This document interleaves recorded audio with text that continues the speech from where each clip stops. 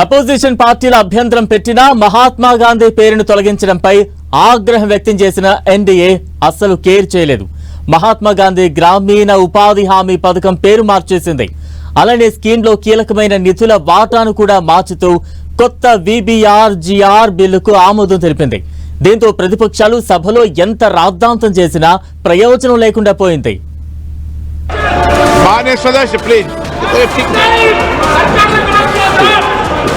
ప్రతిపక్ష పార్టీల నిరసనని లెక్క చేయకుండా బిల్ ఆమోదం. प्रस्ताव करता हूं इस विधेयक को सभा द्वारा पारित किया जाए। प्रश्न ये कि विधेयक को पारित किया जाए। जो सदस्य के पक्ष में हाँ गए, जो सदस्य विरोध में ना गए, मेरे विचार में निर्णय हाँ वालों के पक्ष में प्रस्ताव स्वीकृत हुआ, विधेयक पारित हुआ। ग्रामीण उपाधि हामी स्थानंलो जीरामजी बिल। मैं प्रार्थना करना चाहता हूँ, है अपना हिंदुस्तान कहाँ, वो बसा हमारे गांव में। ये बिल गांव के विकास का बिल। జాయింట్ పార్లమెంటరీ కమిటీకి పంపాలన్న లైట్ తీసుకున్న కేంద్రం. Giving guarantee for the employment of the poor people of the country is going to be in danger. Sir, the entire sense of the house is this bill has to send it to standing committee for their decision.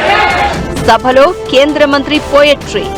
ये सूरों की भूमि है, ये ऋषियों की भूमि है, महर्षियों की भूमि है, ये तर्पण की भूमि है, ये अर्पण की भूमि है।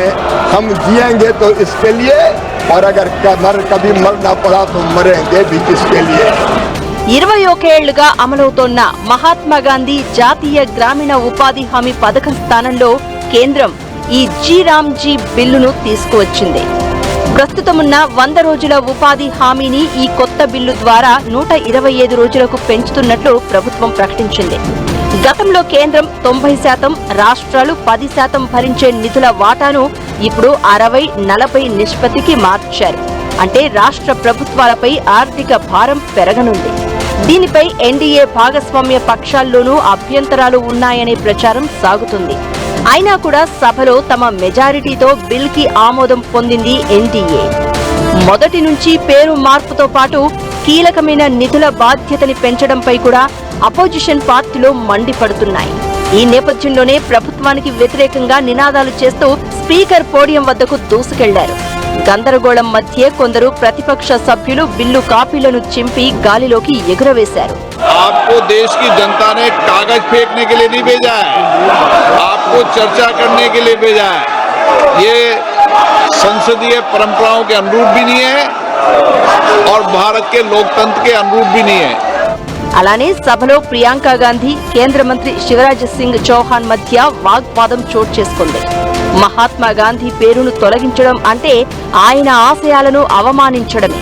ఈ కొత్త బిల్లు వల్ల రాష్ట్రాలపై భారం పడి పేదలకు ఉపాధి దూరమయ్యే ప్రమాదం ఉందని ప్రియాంక చెప్తే, గాంధీ పేరుని కాంగ్రెస్ వాడుకుందే తప్ప అసలు రైతులు, కార్మికుల కోసం పనిచేసేది తామే అని, అందుకే పని దినాల సంఖ్య పెంచినట్టు చెప్పారు.